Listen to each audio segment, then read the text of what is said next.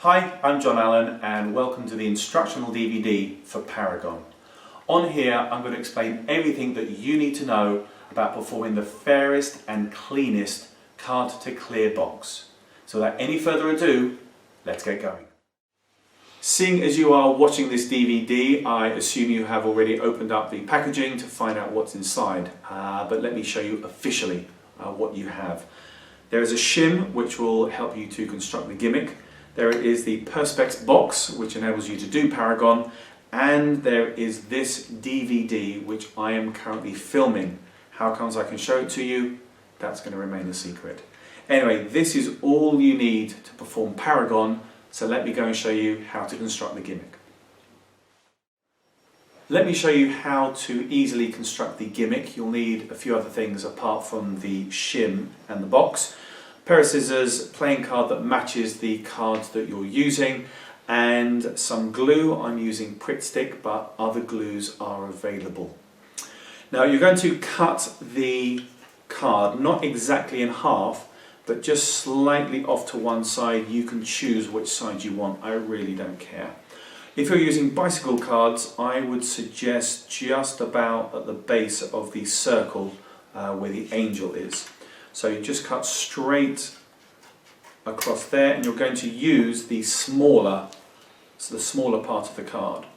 Fold it in half, like so, and then place the gimmick inside just to check that it does fit. Take the glue, a little bit on the card, a little bit on the shim, and then you can just stick the shim into the card, everything, flatten it down, and that is the gimmick.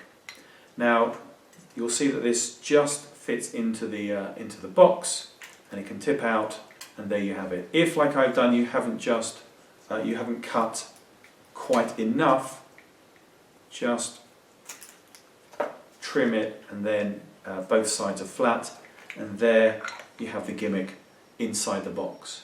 Now I've provided you with the one shim. You can easily get your own shims if you buy aluminium cans. So if you buy Coca-Cola, Diet Coke, other drinks are available. You can actually use the can itself. You just have to flatten it out to get yourself some other shims.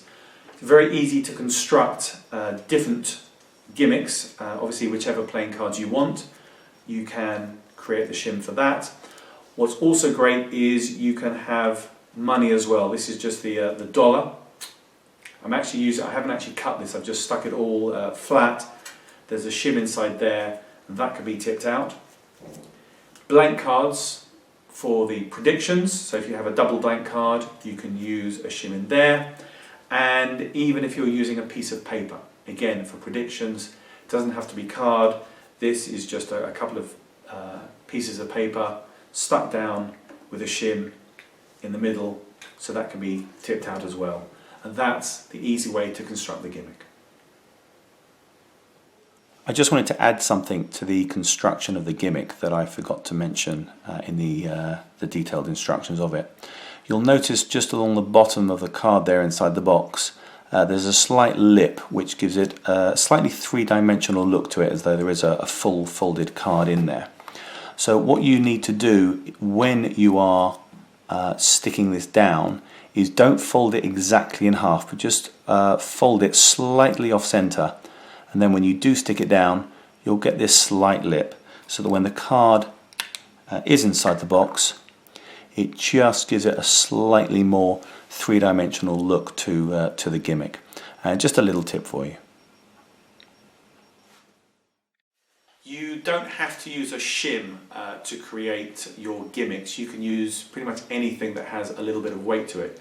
So if you wanted to use a small coin or a washer, you can use that in the middle. What you want to be careful of, especially if you're using pieces of paper, is that the item that you put into the middle doesn't start showing through, and the outline of it doesn't start showing through onto the gimmick. But whatever you want to give it some weight, feel free to use.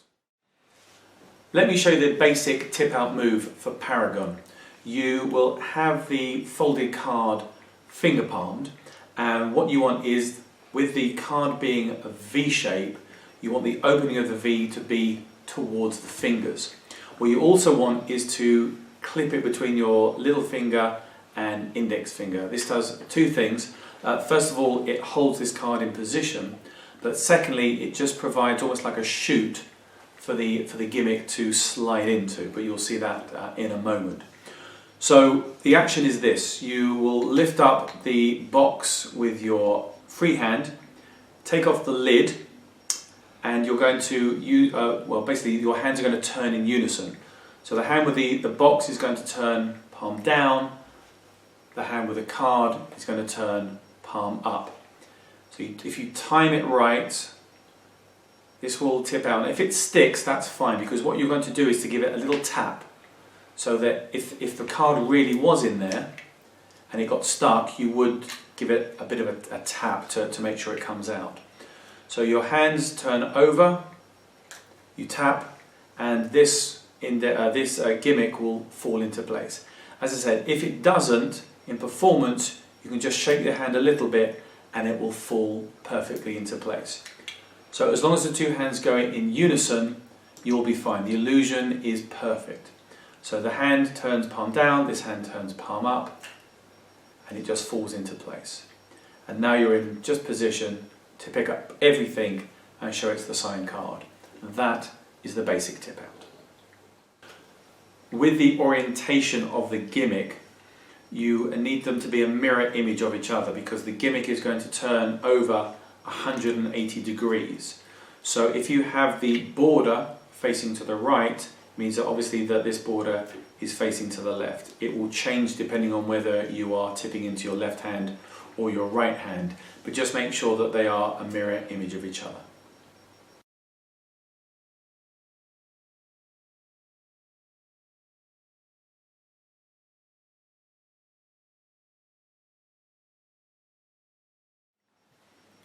Here's an alternative to the tip out move. Just take off the lid, tip out into one hand, open the card. It's their signed card. Let me show you that from the exposed view. Here's the sneaky exposed view of the one-handed tip out move. The signed folded card is in finger palm position. Your hand is going to be shielding it from view from the people that you're performing it for. The difference here is that your free hand is going to take off the lid, place it down. Your hand comes over the box and turns it round. So as your hand turns palm up, the box turns down and the gimmick will fall out. Now if it falls straight into the position, that will be great, as it's done here, but if it doesn't quite fall into position, you can just shake it and it will look as though you're just shaking the card out of the box. Place the box down and of course just reveal the signed card in the usual way. I'll just show you that one more time. So the card is hidden from view. Take off the lid, turn the hand over, keeping it hidden until the last moment when the gimmick falls out. Everything is as clean as you could hope for at this point. You have a totally clear empty box and a card on your hand. So if they think that that card really was in the box, then they have fooled themselves. Open up the card, show the signed card. That is a one-handed tip-out move. If you want to end 100% clean, then you can. You will need to get yourself one of these. It is a magnet, and that will go into your rear trouser pocket. Now what you're able to do is obviously set up to do the move, do the ditch with the gimmick. The box is empty. You can unfold the card to reveal the signed card. Obviously the shin gimmick is behind. As you hand the card out, you're going to finger palm the shin gimmick. This provides you with the offbeat moment.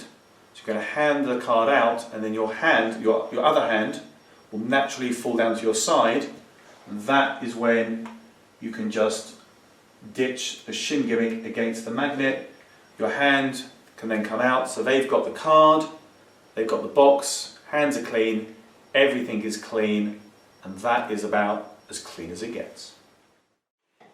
After apparently taking their sign card out the box, there's a couple of things you can do to deal with the gimmick. When you open it, you can hide the gimmick just behind the card, show your hands empty, and just keep it clipped behind the sign card just to show your hands empty. This does create a huge offbeat moment where they're reacting to it, and so what you can do is you can just lay it on the palm of your other hand and just take the gimmick away in finger palm position, hand out the card, no one's looking for an extra piece. So that's one way you can do it. The other thing is to actually leave the gimmick in your hand as you take the card out. So what this looks like from the audience's point of view is you've got the card in your hand and you'll just hand out the card. So I've kept it hidden in my hand here. So what I'll do is I'll just show you that in an over-the-shoulder view. So having picked up the gimmick inside the folded card, you can unfold it, and then what I'm going to do is I'm going to push the gimmick over the edge, but my fingers hide it, and that enables me to open up the card. My fingers go inside the card, my thumb pulls back the gimmick so that I can open up this side, and then the gimmick gets pushed into the middle as I show the signed card. So that's the gimmick hidden behind the card, and then I will, as I hand out the card, the gimmick goes into finger palm position, and I can just hand out the card. Okay. If you want to keep the gimmick in your hand and hand out the card very, very cleanly, you can do that as well. Your left hand will lift up the folded card, lift it away from the gimmick, and the gimmick just stays in the hand resting on the little finger here. So I'll show you that once again. Resting on the little finger, hand comes in, lifts that away, and the gimmick is just left in this hand, and you can hand the folded card out to be open. There's absolutely nothing to see, and you can just ditch the gimmick in your own time. If you use a PK ring, you'll find this is also very useful for Paragon. What you're able to do is use the shimmed nature of the gimmick to easily get rid of it. So the card is obviously palmed as usual, finger palmed. Open up the box, tip out the gimmick, and you'll find this actually connects really well to the magnet and just holds it in place. So what you're able to now do is take away the card as you did before, but this time you don't have to palm anything. You can just have a nice natural look to your hand. You can hand this out, and of course you can dispose of this gimmick anytime you want. So that's just the use of the shim gimmick with the PK ring. In order to do Paragon, you will need to do a Mercury card fold. Now this is written up in various places, and I will give you some references at the end. To do the Mercury card fold, you need to get the card, the sign card, to the top of the deck. You turn the deck face up. You put the cards into a deep sort of, it's the thumb crotch right at the top, fingers at the front, the fingers of your other hand at the front, and they're going to pull back on the card. So you pull back on the card begins to buckle, and then you use your fingers to actually curl the card around, and that makes the second fold. So the card ends up folded like this. Now what I will do is show you that from an exposed view.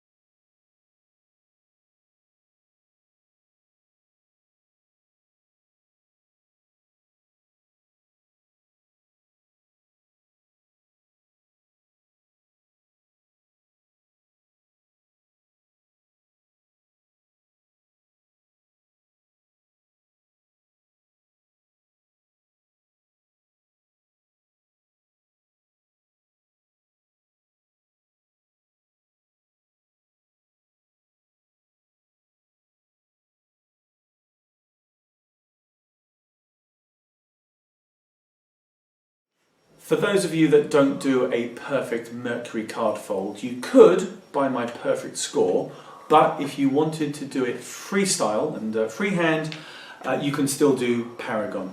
So you do a Mercury card fold. I don't know how this is going to end up. Let's have a look. It's not the best, it's slightly off, but you can still do the move. Tip it out. So you won't be able to hold your hand as still as possible, but you can open it up to show that this would be their card and the gimmick is still behind. So even if you don't do a perfect Mercury card fold, the addition of the gimmick, let's see, this way around, the addition of the gimmick is slightly hidden. Slightly hidden. Just keep your hands moving and no one will be any the wiser. So that's how you can do it with any type of Mercury card fold. Where Paragon really excels is in the strolling walk around situations. So I need an assistant. I asked for an assistant. Do we have... oh, I asked for Catherine. Where's Catherine? No? Sorry. Alright, you'll do. Alright. So, with a strolling situation, you can place this on someone's hand, and if you ask them just to put their thumb on top, I know you'll probably worry about them opening it prematurely, but if you get to put their thumb on top and emphasize the fact that if you open this, you're going to ruin it for everybody. Okay, so just make them feel really guilty about ruining this for them. Now there's no angle problems as well, so if this person wants to have a little look inside, then they can. Okay, as in through the box, don't open up to have a look inside. But then you go and do your card trick, and at the end, obviously, you've got the folded card in finger palm position. You can ask the person just to lift off the thumb. Now, with their hand, you want to place the lid either on their fingers or the right back in the palm of their hand, so that there's enough space to place the box afterwards. So place it on the fingers. Obviously, then you do the tip out move, and you can place the box onto their hand. If they want to have a look at it, they can, because there's nothing to find. You can open up the card to show it is their signed card. Now you can steal this away, hand the card, and you can either leave this in a finger palm position and take the box, or if you've got the magnet in your pocket, you can just drop your hand down, let it attach to the magnet, and then you are perfectly clean. And that is Paragon for strolling situation. While I'm sure most of you will use Paragon for a card to box, it is also perfect to use for prediction effects as well. So what you would do is obviously change the gimmick. Instead of having the playing card in there, you would have just a blank card, quarter of a blank card in there.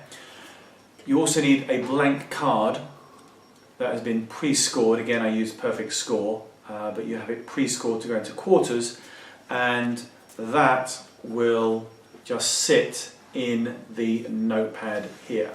So what I'm going to do is some double writing.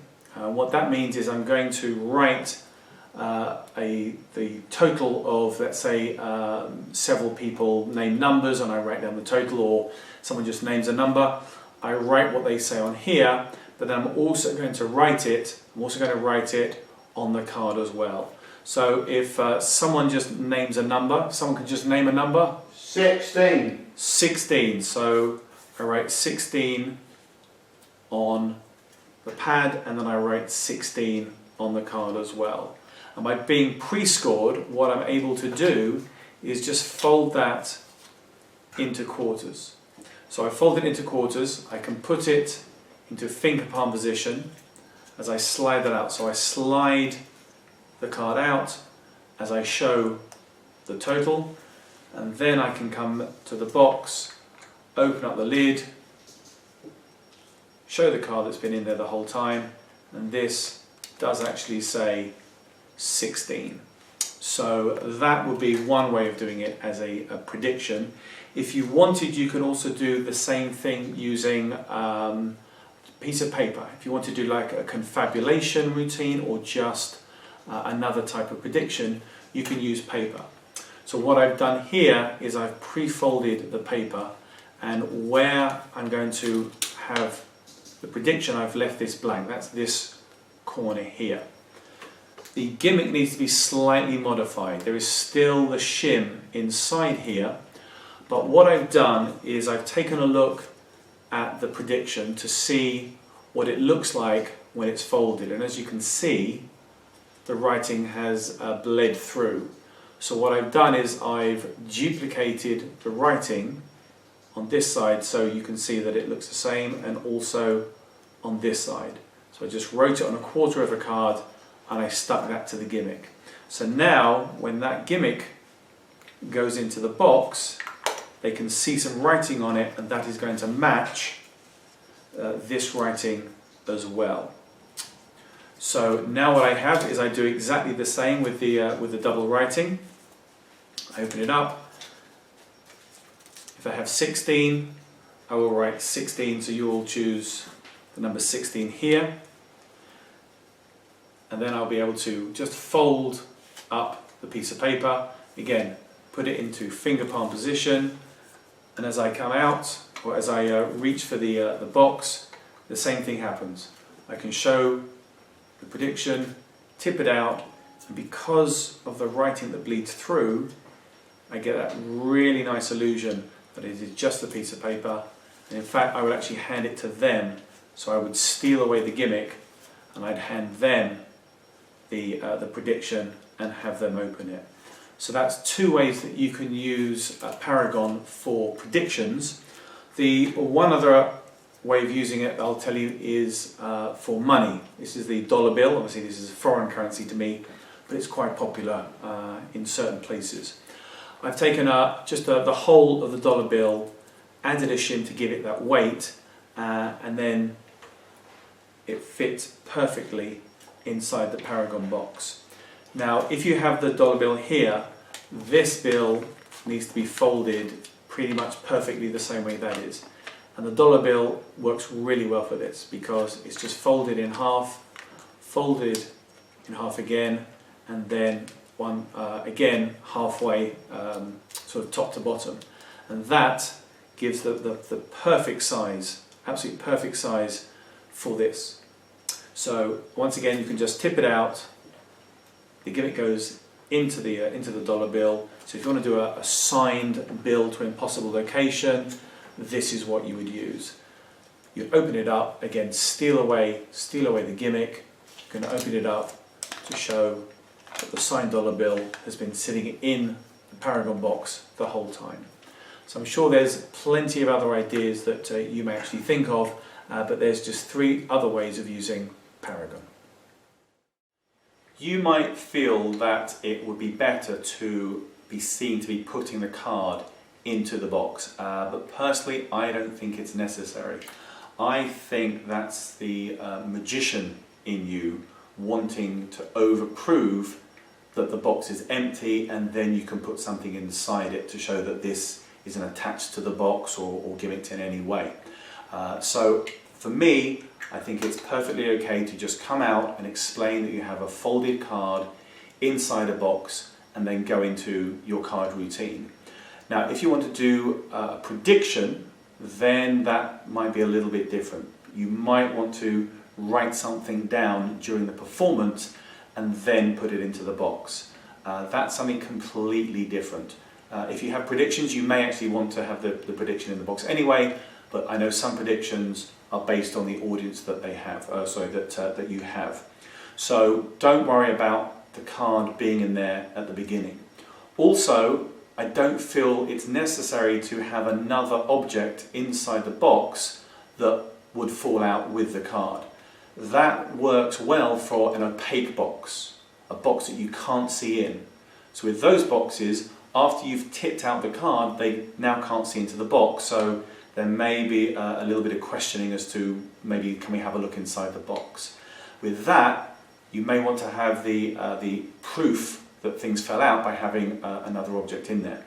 With the clear box and with Paragon, they can see the card and now they can see that there's nothing in there, so the card must have fallen out. So it's for that reason that I don't suggest you try and put other things inside the box. So there's just a couple of my thoughts on using Paragon. if you have taken the time to learn a very good Mercury card fold, first of all, you have my full admiration. But if you want some help with it, or if you want to make the folds pretty much perfect, I recommend my Perfect Score template. What this is the template for the card and a scoring tool to place score marks across the card and down the card. Now, the marks aren't really visible from the back, and there are no score marks on the front. But what this will allow you to do is do the Mercury card fold along those score marks and make it pretty much perfect and a very good representation of the gimmick, so that when the gimmick falls into place, it is virtually invisible. So if you can do a very good Mercury card fold, then that's fine, but if you want some help, I do recommend my Perfect Score template.